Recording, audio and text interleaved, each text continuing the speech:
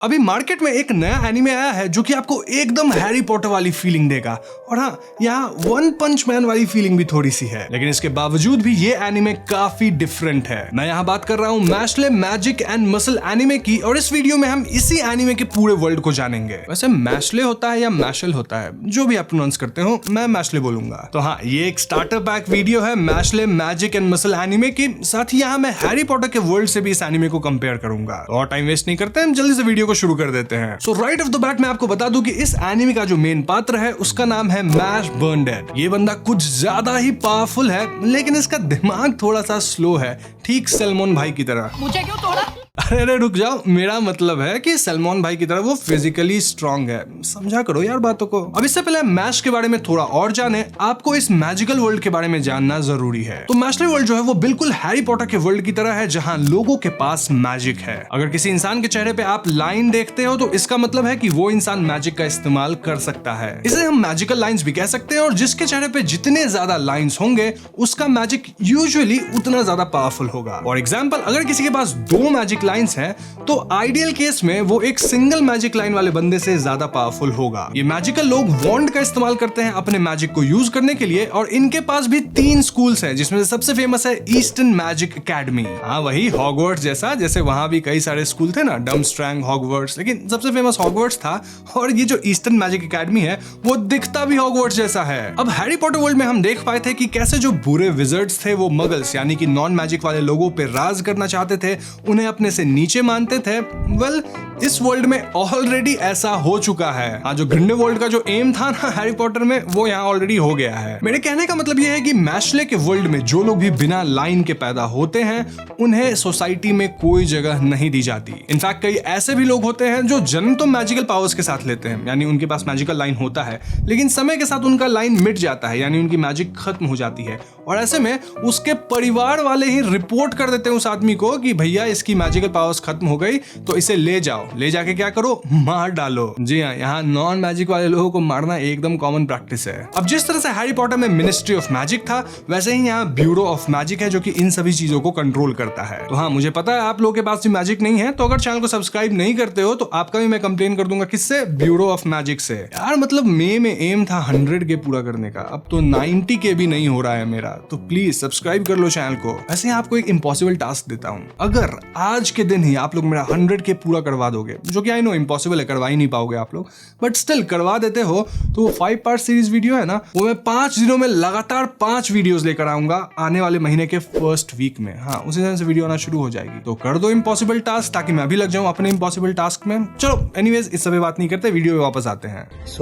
तो हम जब क्या बेसिक चीजें जान पाए हैं, चलिए हम इस एनिमे के मेन कैरेक्टर मैश के बारे में थोड़ा और जानते हैं। मैश एक ऐसा बंदा है जिसके पास मैजिक लाइन नहीं है, यानी कि वो मैजिक का इस्तेमाल नहीं कर सकता। जन्म के वक्त से ही उसके पास मैजिक लाइन नहीं था, और ऐसे में उसकी फैमिली जन्म के बाद ही उसे सड़क पे छोड़ के चली गई। अब रेग्रो बर्नडेड नामक एक इंसान को मैश वहां सड़क पे मिला, तो ऐसे में वो मैश को अपने साथ पालने लगा, लेकिन शहर में नहीं, ऑब्वियसली जंगल में दूर छिप के। अब भले रेग्रो के पास खुद मैजिक लाइन तो है, लेकिन वो बहुत ही वीक विजर्ड है, यानी उसका कोई रिस्पेक्ट नहीं है उतना ज्यादा विजिटिंग कम्युनिटी में, क्योंकि भैया जैसे मैंने आपको बताया, यहाँ पे जितना स्ट्रॉन्ग मैजिक होगा उतनी आपकी इज्जत है। रेग्रो जानता था कि अगर शहर में लोगों को पता चला कि मैश के पास मैजिक लाइंस नहीं है तो उसे मार डाला जाएगा। इसीलिए वो मैश को जंगलों में पाल रहा है, और वो मैश को बहुत ज्यादा एक्सरसाइज करने कहता है, क्योंकि उसका मानना है कि भले मैश के पास मैजिक नहीं है, लेकिन इस बंदे को फिजिकली इतना स्ट्रॉन्ग बना दो कि हाँ, ये मैजिक वाले बंदों के साथ भी कोप अप कर पाए। अब ये मैश जो है ये इतना ज्यादा फिजिकली स्ट्रॉन्ग हो चुका है कि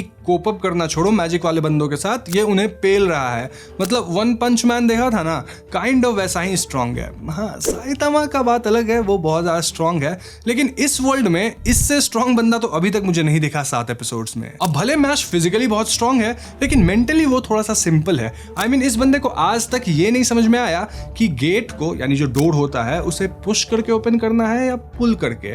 तो इस कंफ्यूजन में वो करता क्या है कि गेट को तोड़ के, यानी डोर डोर को तोड़ के ही अंदर घुस जाता है। पता नहीं मैं डोर को बार बार गेट क्यों बोल देता हूँ, वो बचपन का आदत है। मैश को क्रीम पफ्स बहुत ही ज्यादा पसंद है, हमेशा खाता रहता है और एक दिन वो क्रीम पफ्स लेने कहाँ चला जाता है, शहर के अंदर। वहाँ की पुलिस देख लेती है कि मैश के चेहरे पे वो मैजिक लाइन नहीं है और ऐसे में ब्रैड कोलमैन नामक आदमी इनके पीछे पड़ जाता है। इनफैक्ट जंगल में इनके घर तक आ जाता है। ब्रैड रेग्रो को पीटता है और उससे मैश के बारे में पूछना शुरू करता है, लेकिन तभी वहां मैश आता है और वो ब्रैड से भिड़ जाता है। मैं आपको बता दूं कि ब्रैड कोई मामूली मैजिशियन नहीं था, मतलब बहुत हाई पावर भी नहीं, लेकिन अच्छा खासा मैजिशियन था।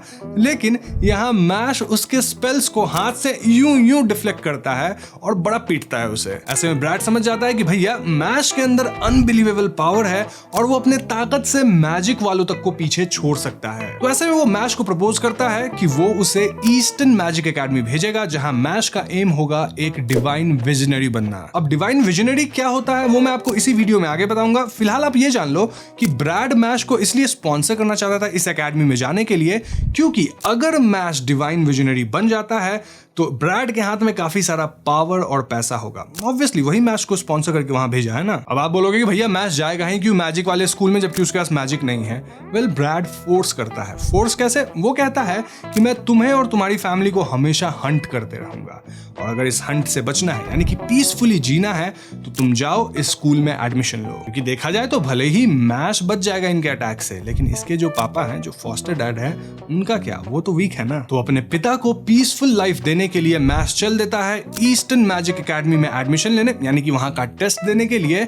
और ये जो ब्रैड बंदा था ना, वो मैश के चेहरे पे एक मार्कर से लाइन बना दिया होगा आई थिंक, क्योंकि लाइन बनाया है वो मिटता भी नहीं है, तो आई थिंक परमानेंट मार्कर से बनाया होगा या कोई स्पेल से, पता नहीं, मार्क बना देता है बेसिकली। अब ईस्टर्न एकेडमी का टेस्ट जो है वो काफी टफ माना जाता है और ऐसा कहा जाता है कि वहां सिर्फ 3% लोग ही पास कर पाते हैं। इस टेस्ट को लेने लूची क्लॉड नामक एक बंदा आता है जो कि ऑब्वियसली मैजिकल बंदा है और ये दिखने में तो स्नेप जैसा दिख रहा था, हेयर कलर थोड़ा अलग था, लेकिन इसकी हरकतें स्नेप और लॉकहार्ट दोनों का एक मिश्रण जैसा है। अब ये लुच्ची जो बंदा है ना, ये बड़ा ही लुच्चा इंसान है। आई मीन ये शुरू से ही मैश को टारगेट कर लेता है, बट स्टिल मैश हर एक टेस्ट में अव्वल आ रहा था। फॉर एग्जांपल, एक टेस्ट में एक बड़े से भारी से बोल्डर को उठाना था विंगार्डियम लेवियोसा करके, लेकिन मैश क्या करता है, एक दो उंगली से ऐसे उठा लेता है और दिखाता है कि मैं मैजिक से उठा रहा हूं। देन एक में पानी के ऊपर चलना था, तो ये बंदा इतना तेज दौड़ता है कि पानी के ऊपर ही दौड़ जाता है। फाइनल टेस्ट में एक मेज था, वो ट्राई विजिट टूर्नामेंट का तीसरा टास्क नहीं था, वैसा ही कुछ मेज था जिसको 30 मिनट्स के अंदर पार करना था और मैश के लिए मे बी ये डिफिकल्ट हो सकता था, लेकिन ये बंदा मेज के दीवार को तोड़ते हुए पार करके सीधे सामने आ जाता है। मतलब समझ रहे हो, इतना ब्रूट स्ट्रेंथ है कि हर एक टेस्ट को ये पास कर लेता है। वैसे मैं आपको बता दूं कि इस मेज वाले टास्क में लेमन नाम की लड़की मैश को रोकने की कोशिश करती है, क्योंकि लुच्ची उसे ब्राइब किया था कि तुम मैश को रोक लोगी तो मैं तुम्हें एडमिशन दे दूंगा स्कूल में।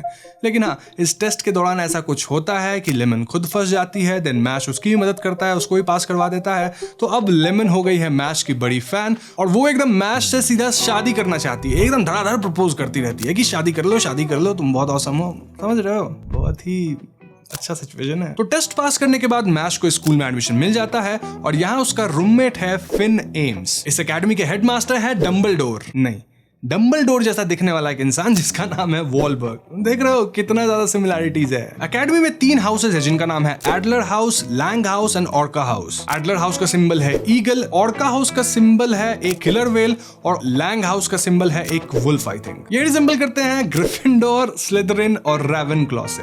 अच्छा हुआ हफलपफ को हटाया, ये मेहनत कश वाले कोई काम के नहीं थे। अब इन हाउसेज में दाखिला लेने के लिए एक सॉर्टिंग प्रोसेस भी है यहाँ। हाँ, यहाँ लेकिन सॉर्टिंग हैट नहीं है, लेकिन मैगोनेगल जैसे दिखने वाली एक टीचर जरूर है। तो बेसिकली स्टूडेंट्स को एक यूनिकॉर्न का स्केलेटन है, उसके जो सिंग होता है ना यूनिकॉर्न का, उसको पकड़ना होता है एंड देन यूनिकॉर्न डिसाइड करता है कि आप किस हाउस में जाओगे।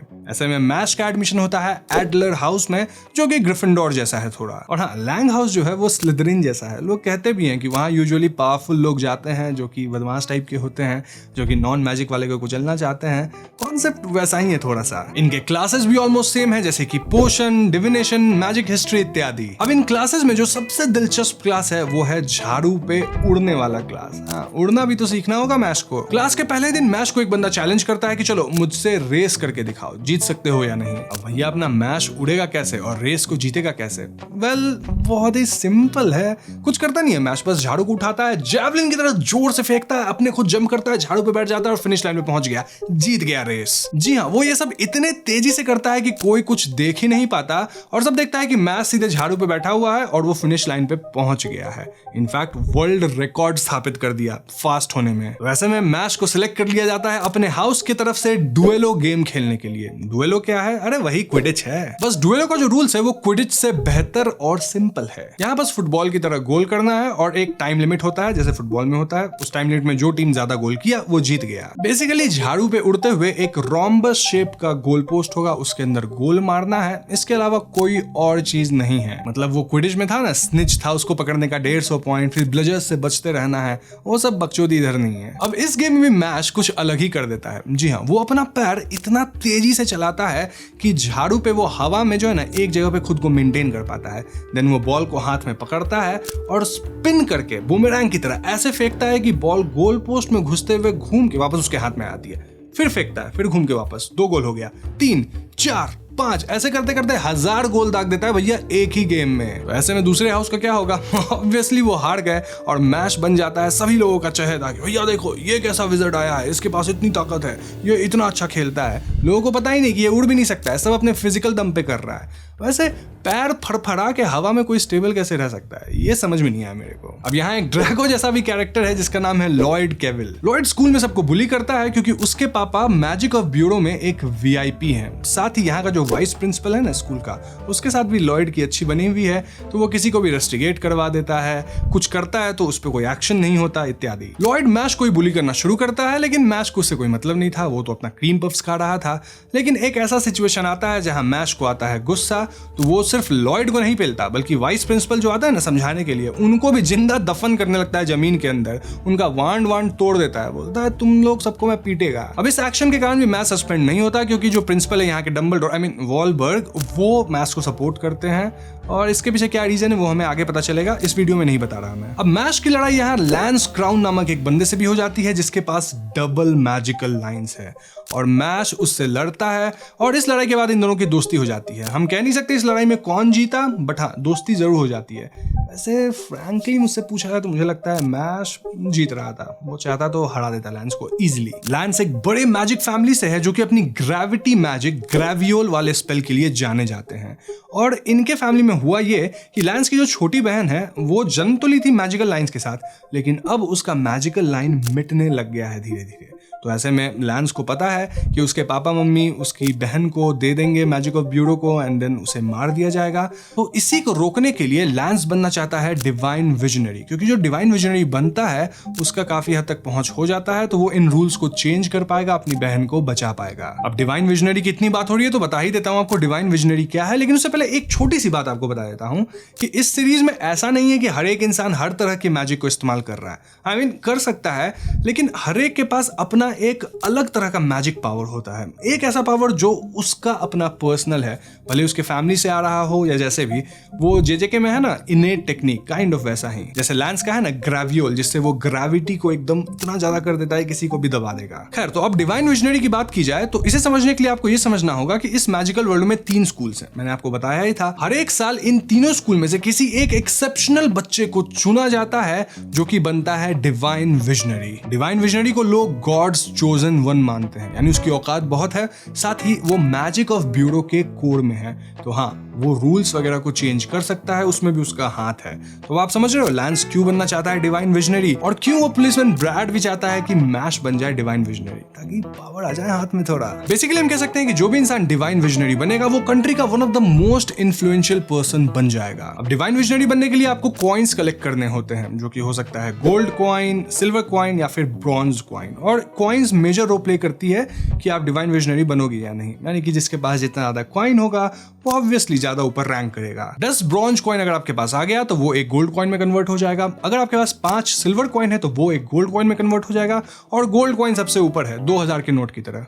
वो तो गया, लेकिन गोल्ड कॉइन नहीं गया, वो है। ये कॉइन्स आपको टास्क वगैरह करने पे मिलते हैं या अच्छा एकेडमिक रिकॉर्ड्स की वजह से, स्पोर्ट्स में ठीक वैसे ही जैसा हमने देखा था कहाँ, हैरी पॉटर में। यहाँ डिफरेंस ये है कि बच्चे अपने कॉइन्स को बेट कर सकते हैं एक दूसरे के साथ। बेट मतलब वो बेटिंग वाला बेट नहीं, मतलब एक दूसरे को चैलेंज करना किसी चीज के लिए, जो जीतेगा उसको दूसरे का कॉइन मिल जाएगा जितना वो चैलेंज पे लगाया। फॉर एग्जाम्पल अगर मैं कहता हूँ कि हम दोनों आपस में लड़ते हैं, हम दोनों में जो जीतेगा उसे दूसरे वाले का एक गोल्ड कॉइन मिल जाएगा, तो हाँ जो ये लड़ाई जीतेगा तो उसका परिणाम होगा वैसा, तो वैसे गोल्ड कॉइन मिल जाएगा। तो ऐसे में जो ताकतवर बच्चे हैं वो कमजोर बच्चों को काफी बुली करते हैं उनका कॉइन छीन लेने के लिए। तो जब कॉइन की छीना झपटी यहाँ लीगल है, तो ऐसे में स्कूल में एक ग्रुप एग्जिस्ट करता है माजिया लूपस नाम से, आई थिंक।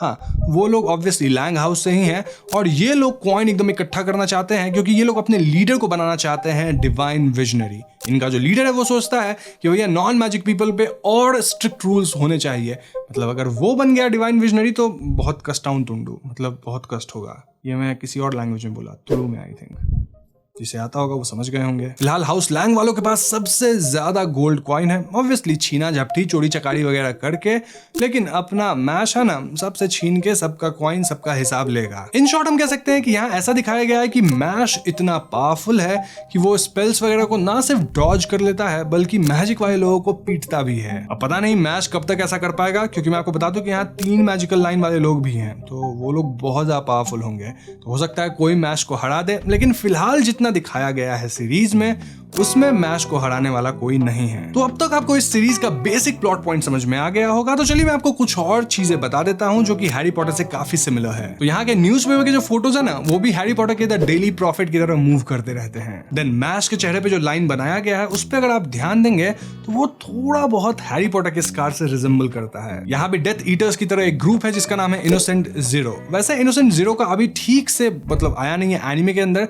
लेकिन मैंने मांगा को पढ़ना शुरू कर दिया है, जो कि ऑब्वियसली अभी तक कंप्लीट नहीं है, लेकिन मैंने जो थोड़ा आगे पढ़ा है वहां तक इनोसेंट जीरो आ चुका है। इनोसेंट जीरो जो ग्रुप है, इनके ग्रुप का नाम इनके लीडर पे ही पड़ा है और ये लोग भी नॉन मैजिकल लोग से नफरत करते हैं, उन्हें दबाना चाहते हैं, काफी स्ट्रिक्ट रूल्स लाना चाहते हैं, समझ रहे होगे आप। इनफैक्ट इनके लीडर को इमॉर्टैलिटी भी चाहिए। याद है अपने वोल्डी को कैसे इमॉर्टैलिटी चाहिए था, जिसके लिए वो होक्रक्स बनाया था। वेल यहाँ होक्रक्स का कॉन्सेप्ट तो नहीं है, लेकिन यहाँ एक दूसरे तरह का कॉन्सेप्ट है इमॉर्टैलिटी पाने के लिए। बेसिकली किसी का जान लो देन आपको कुछ और जीवन मिलेगा, बताऊंगा नहीं, स्पॉइलर हो जाएगा। वैसे यहाँ मैं आपको एक छोटा सा सीक्रेट जरूर बता सकता हूँ कि मैश का जो पास्ट है वो भी इनोसेंट जीरो से जुड़ा हुआ है कहीं ना कहीं। कैसे वो मैं आपको इस वीडियो में नहीं बताऊंगा, बहुत ही मेजर स्पॉइलर होगा। अभी बस आप इतना जान लो कि ये सीरीज बिल्कुल हैरी पॉटर जैसी होते हुए भी बहुत ज्यादा अलग है और मुझे इसे देखने में बहुत ज्यादा मजा आ रहा है। And this is coming from a person जो कि हैरी पॉटर का एक मेगा फैन है। लिटरली मैजिक वर्सेस मसल्स चल रहा है इधर। अब जैसे कि मैंने बताया कि इसका मांगा ऑनगोइंग है, चल रहा है, जिसे मैं पढ़ रहा हूं। तो अगर आपको इस वीडियो में इंटरेस्ट आता है तो मैं हर एक आर्क की स्टोरी धीरे धीरे आपके सामने लाऊंगा, कैरेक्टर्स को एक्सप्लेन करूंगा, काफी सारी चीजें। अब मुझे पता कैसे चलेगा कि आपको इसमें इंटरेस्ट है या नहीं? बस 10 के लाइक्स चाहिए वीडियो पे, पूरा कर दो, मैं समझ जाऊंगा। कोई कमेंट्स का एम नहीं, बस 10 के लाइक्स। दोस्तों के साथ शेयर करना, उनसे भी लाइक करवा देना, आराम से पूरा होगा। तो उम्मीद करता हूँ मेरी आपको ये वीडियो जो कि मैशले एनिमे के स्टार्टअप हैक्स जैसी थी वो आपको पसंद आई होगी। पसंद आई है तो एज यूजुअल लाइक कीजिएगा। साथ ही अगर आप मेरी आने वाली वीडियोस को मिस करना नहीं चाहते तो चैनल को सब्सक्राइब भी जरूर कीजिएगा। I will see you guys in the next one. Peace out.